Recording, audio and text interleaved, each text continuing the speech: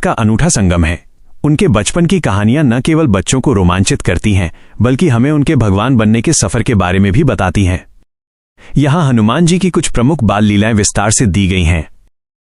1. सूर्य को फल समझकर निगलना। यह हनुमान जी के बचपन की सबसे प्रसिद्ध कहानी है।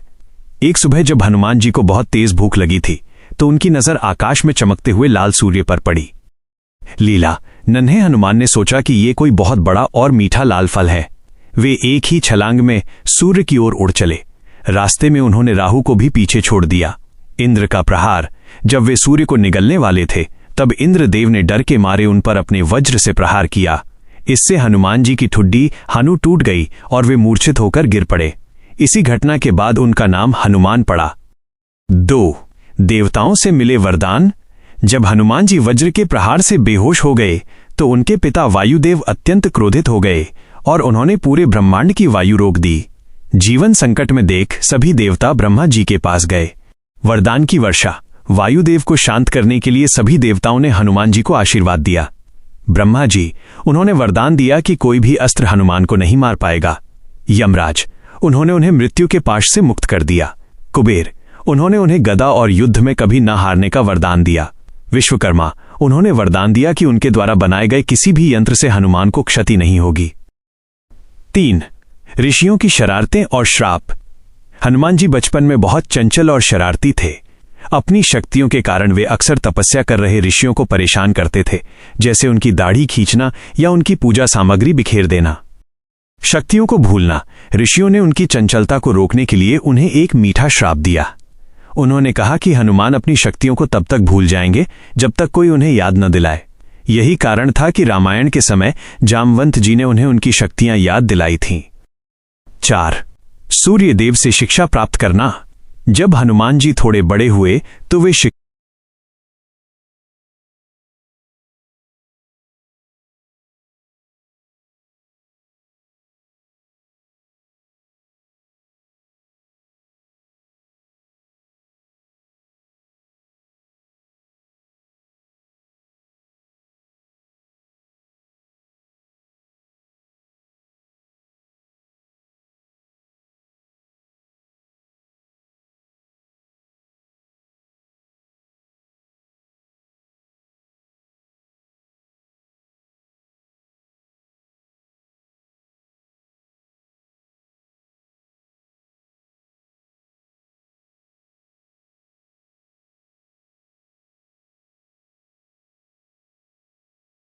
हनुमान जी और सूर्य देव के बीच गुरु दक्षिणा की कहानी बहुत ही भावुक और प्रेरणादायक है।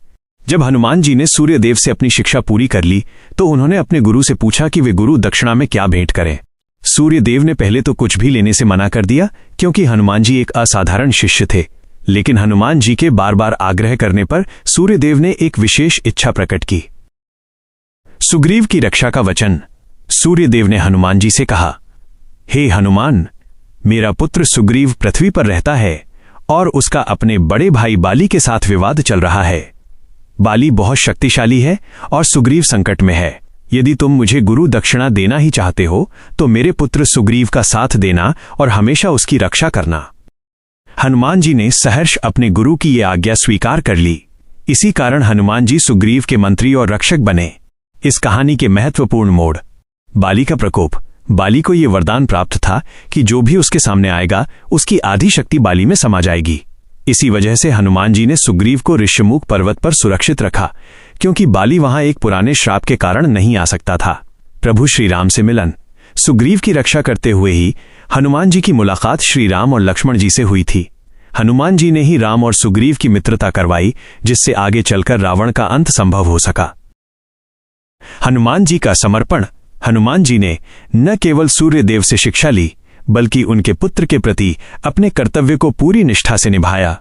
यह दिखाता है कि एक आदर्श शिष्य केवल ज्ञान प्राप्त नहीं करता, बल्कि अपने गुरु के सम्मान और उनकी इच्छाओं की पूर्ति के लिए भी समर्पित रहता है। क्या आप जानना चाहेंगे कि हनुमान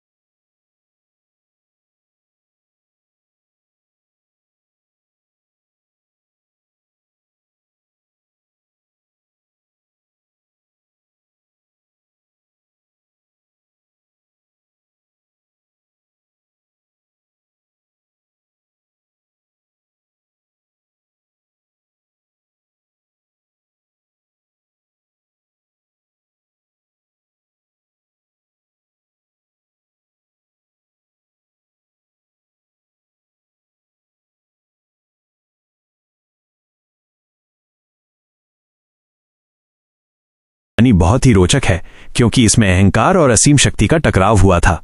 बाली को यह वरदान प्राप्त था कि जो भी योद्धा उसके सामने युद्ध करने आएगा, उसकी आधी शक्ति, हाफ पावर बाली के शरीर में समा जाएगी। इसी वरदान के कारण बाली अजय था।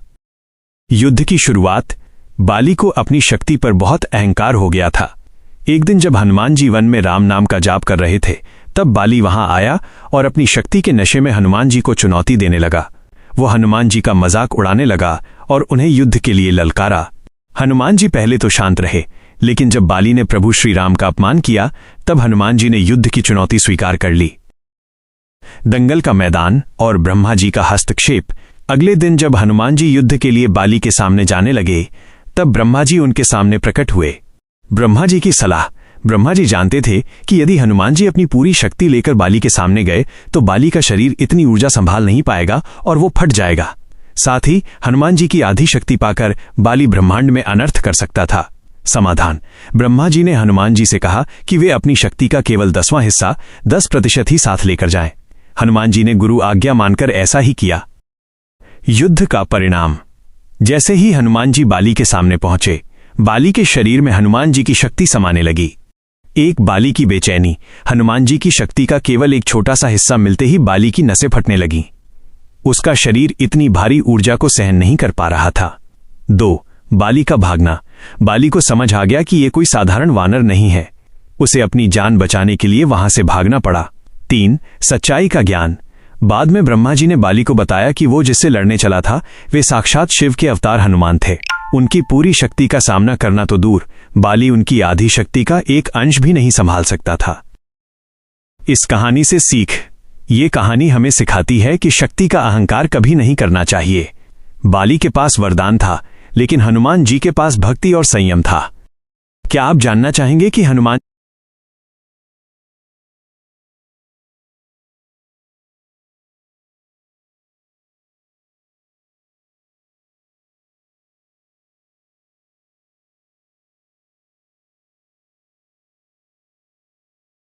में अंगद का पैर जमाना रामायण के सबसे यादगार प्रसंगों में से एक है।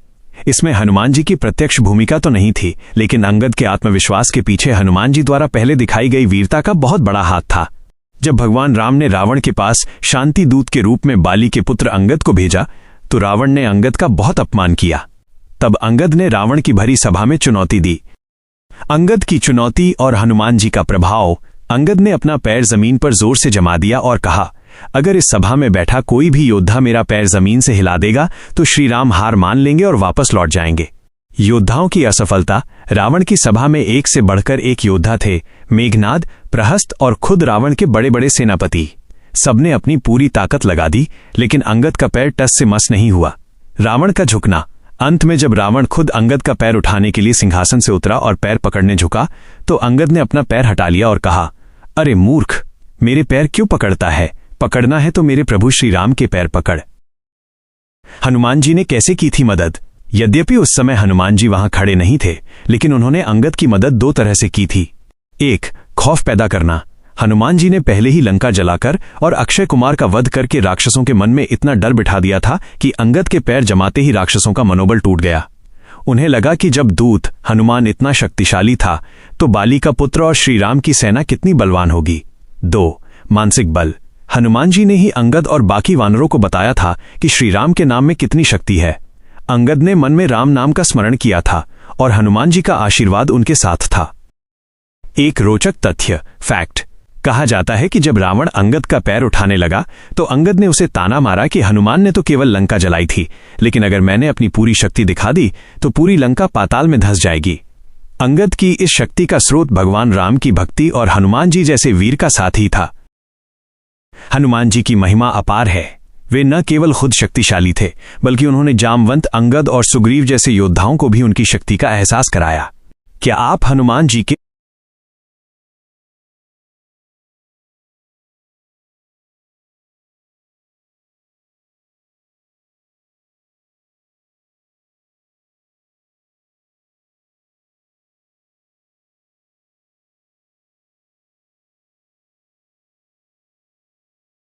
हनुमान जी के पंचमुखी 5 फेस्ड रूप के प्रकट होने की कहानी रामायण के पाताल खंड से जुड़ी है। यह रूप उन्होंने अपने प्रभु श्री राम और लक्ष्मण के प्राण बचाने के लिए धारण किया था। प्रसंग: अहिरावण का छल। युद्ध के दौरान जब रावण हारने लगा तो उसने अपने भाई अहिरावण को बुलाया, जो पाताल लोक का राजा और तंत्र मंत्र का ज्ञाता था। अहिरावण ने अपनी माया से विभीषण का रूप धरकर श्री राम और लक्ष्मण का अपहरण कर लिया और उन्हें बलि देने के लिए पाताल लोक ले गया। पंचमुखी रूप धारण करने का कारण: जब हनुमान जी पाताल लोक पहुंचे तो उन्होंने देखा कि अहिरावण ने अपनी देवी की रक्षा के लिए 5 दिशाओं में 5 दीपक जला रखे थे। अहिरावण का वध केवल तभी संभव था जब कोई एक साथ उन 5 दीपकों को बुझा दे। हनुमान जी ने एक साथ 5 दिशाओं में दीपक बुझाने के लिए यह अद्भुत रूप धारण किया। उनके 5 मुख इस प्रकार थे: 1. हनुमान मुख, पूर्व, इष्ट सिद्धि के लिए। 2. नरसिंह मुख, दक्षिण, जीत और निडरता के लिए। 3. गरुड़ मुख, पश्चिम, बुरी शक्तियों और विष से मुक्ति के लिए। 4. वराह मुख, उत्तर, समृद्धि और धन के लिए। 5. हयग्रीव मुख, आकाश की ओर, ज्ञान और बुद्धि के लिए। परिणाम: हनुमान जी ने एक साथ 5 मुखों से फूंक मारकर 5 दीपकों को बुझा दिया, अहिरावण का वध किया और श्रीराम लक्ष्मण को सुरक्षित वापस ले आए। मकर ध्वज से मिलन। हनुमान जी का पुत्र। इसी यात्रा के दौरान पाताल के द्वार पर हनुमान जी का सामना मकर ध्वज से हुआ। हनुमान जी यह जानकर हैरान रह गए कि मकर ध्वज उनका पुत्र है। कैसे हुआ जन्म? जब हनुमान जी लंका जलाकर समुद्र में अपनी पूंछ की आग बुझा रहे थे, तब उनके पसीने की एक बूंद एक मछली मकर के मुंह में गिर गई थी, जिससे मकर ध्वज का जन्म हुआ। युद्ध और कर्तव्य। पिता और पुत्र के बीच भीषण युद्ध हुआ, क्योंकि मकर ध्वज अहिरावण का द्वारपाल था और अपने धर्म से बंधा था।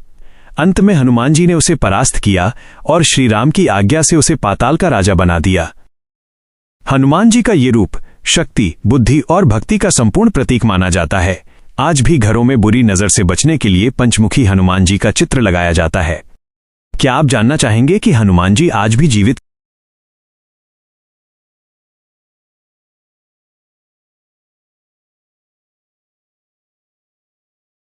हनुमान जी को अष्ट चिरंजीवी में से एक माना जाता है, जिसका अर्थ है कि वे 8 ऐसे महापुरुषों में शामिल हैं जिन्हें अमरत्व का वरदान प्राप्त है।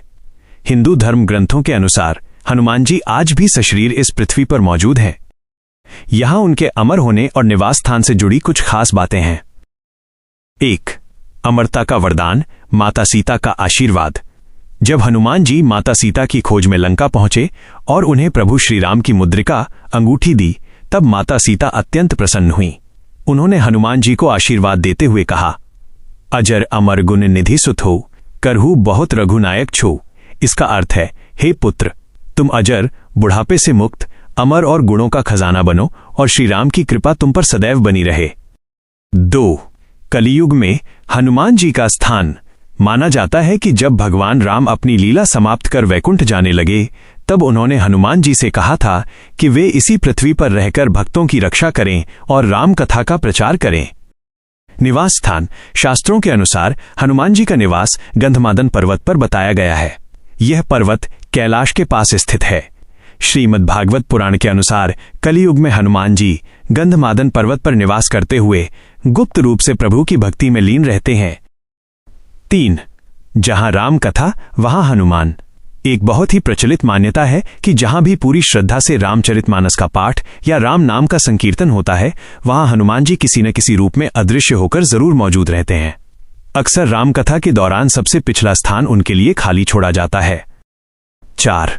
हर युग में मौजूदगी। हनुमान जी केवल रामायण में ही नहीं बल्कि महाभारत में भी मौजूद थे। उन्होंने भीम का अहंकार तोड़ा था। अर्जुन के रथ के ध्वज, झंडे पर वे कपिध्वज के रूप में विराजमान थे, जिससे रथ को कोई भी अस्त्र हानि नहीं पहुंचा सका। क्या वे सच में दिखते हैं? भक्तों का विश्वास है कि जो पूरी शुद्धता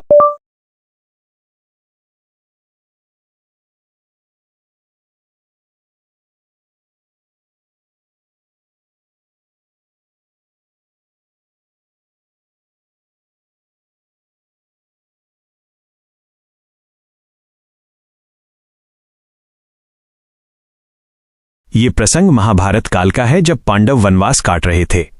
भीम को अपनी शारीरिक शक्ति पर बहुत अहंकार हो गया था। हनुमान जी, जो भीम के आध्यात्मिक भाई, दोनों ही पवन पुत्र हैं, उन्होंने भीम का अहंकार तोड़ने के लिए एक लीला रची। रास्ते में लेटे हुए वृद्ध वानर एक बार भीम द्रौपदी के लिए सहस्त्रदल कमल लेने गंधमादन पर्वत की ओर जा रहे थे। रास्ते में एक बूढ़ा वानर अपनी पूंछ फैलाकर लेटा हुआ था। भीम का आदेश। भीम ने बड़े अहंकार के साथ कहा, ऐ वानर, रास्ते से हट जा, मुझे आगे जाना है। हनुमान जी की विनम्रता। बूढ़े वानर। हनुमान जी ने कहा, हे वीर, मैं बहुत वृद्ध और बीमार हूं, मुझ में हिलने की शक्ति नहीं है। यदि तुम्हें आगे जाना है तो मेरी पूंछ हटाकर किनारे कर दो और निकल जाओ। भीम की पूरी ताकत और हार। भीम को लगा कि एक बंदर की पूंछ हटाना कौन सी बड़ी बात है। उन्होंने बाएं हाथ से पूंछ हटाने की कोशिश की, लेकिन पूंछ टस से मस नहीं हुई। भीम का प्रयास और अपनी पूरी ताकत लगा दी। भीम, जो हजारों हाथियों का बल रखते थे, पसीने पसीने हो गए, लेकिन वे हनुमान जी की पूंछ को 1 इंच भी नहीं हिला सके।